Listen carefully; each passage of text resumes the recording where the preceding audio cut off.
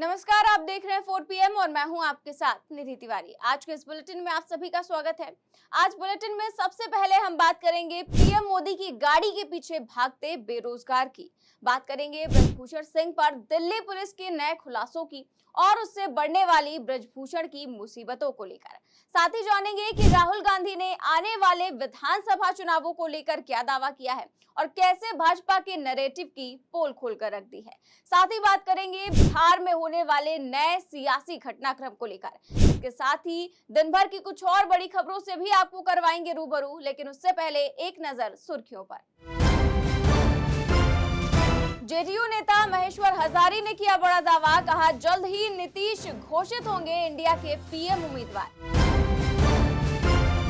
TDP प्रमुख चंद्रबाबू नायडू से लगातार दूसरे दिन जेल में पूछताछ, आज समाप्त हो जाएगी न्यायिक हिरासत की अवधि। सीएम अरविंद केजरीवाल ने किया बड़ा ऐलान, कहा दिल्ली वासियों को जल्द मिलेंगे 11 नए अस्पताल, 16,000 नए बेड होंगे उपलब्ध। प्रधानमंत्री मोदी ने एक साथ 9 वंदे भारत ट्रेनों को दिखाई हरी झंडी, वीडियो कॉन्फ्रेंसिंग के जरिए कहा इससे बढ़ रहा है रोजगार। बिहार के मुजफ्फरनगर में जहरीली शराब से फिर से 2 की मौत, 2 की आंखों की रोशनी गई। घटना के बाद इलाके में हड़कंप। प्रधानमंत्री मोदी रोजगार को लेकर तमाम बड़े बड़े दावे तो करते हैं, लेकिन उन दावों में कितनी सच्चाई है ये सभी अच्छे से जानते हैं। दिन ब दिन बेरोजगारी बढ़ती ही जा रही है और उसी का जीता जागता उदाहरण कल बनारस में देखने को मिला, जब एक बेरोजगार युवक ने पीएम मोदी की गाड़ी के आगे दौड़ लगा दी।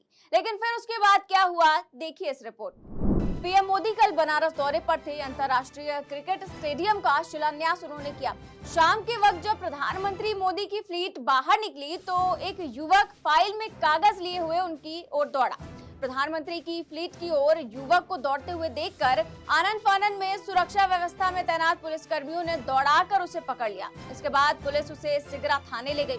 थाने ले जाकर युवक से पूछताछ की तो सामने आया कि गाजीपुर निवासी युवक नौकरी ना मिलने से परेशान है। आर्मी भर्ती परीक्षा उसने पास कर ली है, लेकिन मेडिकल में वो सफल नहीं हो पाया था। इसके लिए तमाम कार्यालयों से लेकर अदालतों में भी गुहार लगाने के बावजूद उसकी सुनवाई नहीं हुई। इस वजह से वो प्रधानमंत्री को प्रार्थना पत्र देकर गुहार लगाना चाहता था। अब इस युवक के साथ पुलिस क्या करेगी ये तो पता नहीं, लेकिन ये युवक प्रधानमंत्री के आगे सबसे बड़ा सवाल रखकर चला गया और वो है रोजगार का। तो ये स्थिति है देश में बेरोजगारी की। हमारे देश में बेरोजगारी इतनी बड़ी समस्या है कि प्रधानमंत्री मोदी के जो जन्मदिन है उस पर जो युवा हैं वो राष्ट्रीय बेरोजगारी दिवस मनाते हैं। उनके बर्थडे से ज्यादा नेशनल अनएम्प्लॉयमेंट डे ट्रेंड होता है।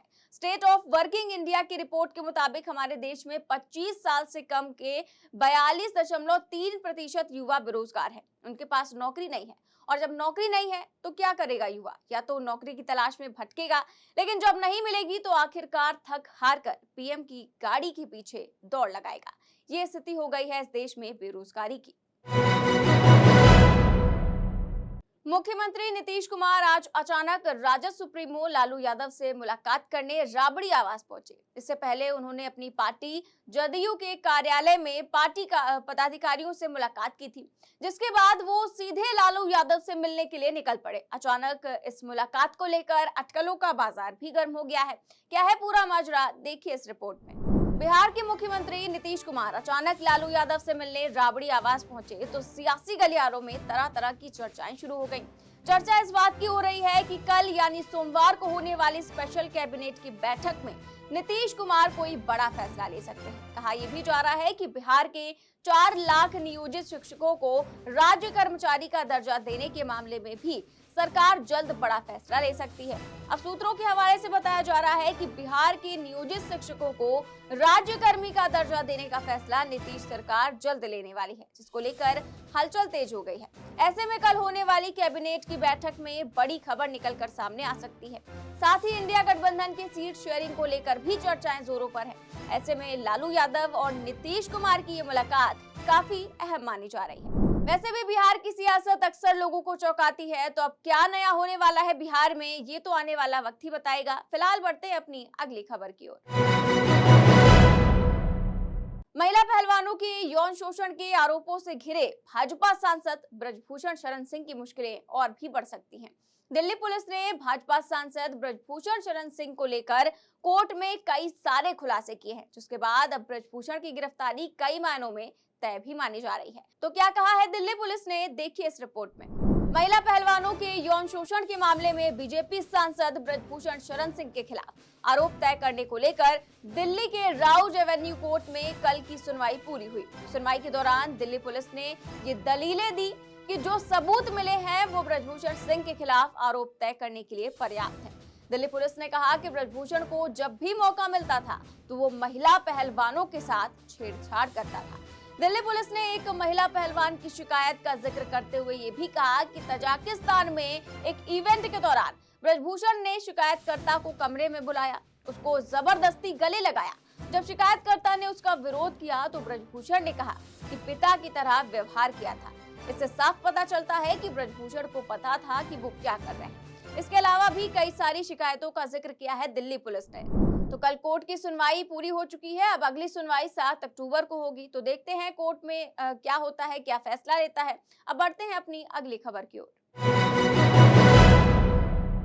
मध्य प्रदेश सहित 5 राज्यों में विधानसभा और आगामी साल होने वाले लोकसभा चुनावों से पहले महिला आरक्षण बिल को दोनों सदनों में पारित करवाकर भाजपा इसे एक बड़ी उपलब्धि के तौर पर पेश कर रही है।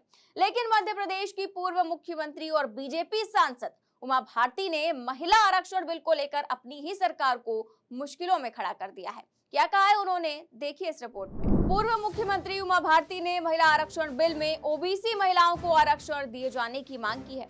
महिला आरक्षण पर हमेशा से मुखर रही उमा भारती ने कहा कि वो पार्टी को कमजोर नहीं करना चाहती हैं, लेकिन महिलाओं को ओबीसी आरक्षण दिलवा कर रहेंगी। एक तरफ बिल पर आम सहमति और दूसरी तरफ उमा भारती के बिल पर ओबीसी आरक्षण की मांग करते हुए सवालिया निशान लगाना चुनाव से ठीक पहले बीजेपी के मंसूबों पर पानी फेरते हुए नजर आ रहा है। इससे पहले भी बीजेपी सांसद उमा भारती ने मध्य प्रदेश विधानसभा चुनावों में महिलाओं को 33% आरक्षण के साथ टिकट देने की मांग उठाई थी।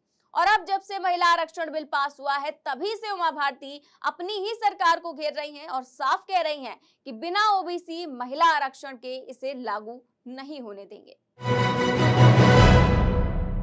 देश में आगामी कुछ महीनों में कई राज्यों में विधानसभा चुनाव होने वाले हैं। वहीं लोकसभा चुनाव 2024 की तैयारियां भी जोरों पर है। सत्ता पक्ष हो या फिर विपक्ष, दोनों ही अपनी जीत को सुनिश्चित करने के लिए हर संभव प्रयास में लगे हुए हैं। इस बीच राहुल गांधी ने इस साल होने वाले विधानसभा चुनावों को लेकर बड़ा दावा किया है और साथ ही बीजेपी की चाल की पोल भी खोल दी है। देखिए ये रिपोर्ट। कांग्रेस सांसद राहुल गांधी ने दिल्ली में आयोजित एक कार्यक्रम में भाग लिया। इस दौरान राहुल गांधी ने आगामी चुनावों को लेकर बड़े दावे किए, वहीं एक बार फिर से भाजपा पर निशाना भी साधा। राहुल गांधी ने कहा कि हमने कर्नाटक में एक बहुत ही महत्वपूर्ण सबक सीखा है। सबक ये था कि भाजपा ध्यान भटकाकर चुनाव जीती है और हमें अपना पक्ष रखने की अनुमति ही नहीं देती है। इसीलिए हमने कर्नाटक में कुछ यूं चुनाव लड़ा कि भाजपा अपने नैरेटिव को परिभाषित ही नहीं कर सकी। वहीं चुनावों को लेकर राहुल गांधी ने यह भी कहा कि हम निश्चित रूप से मध्य प्रदेश, छत्तीसगढ़ में जीत रहे हैं। इसके अलावा हम राजस्थान में भी जीत के बहुत करीब हैं। वहीं इंडिया को लेकर उनसे जब सवाल किया गया तो उन्होंने कहा कि अब हम एक राजनीतिक दल से नहीं लड़ रहे हैं, बल्कि हम भारत के विचार की रक्षा के लिए लड़ रहे हैं और इसलिए हमने अपना नाम इंडिया रखा है। वन नेशन वन इलेक्शन पर जब कांग्रेस नेता राहुल गांधी से सवाल किया गया तो उन्होंने कहा कि ये भाजपा की ध्यान भटकाने वाली रणनीतियों में से एक है, लेकिन जनता अब भाजपा की बातों में नहीं आने वाली है। इस बुलेटिन में फिलहाल इतना ही। देश और दुनिया की तमाम बड़ी खबरों से रूबरू होने के लिए जुड़े रहिए 4PM न्यूज नेटवर्क के साथ। नमस्कार।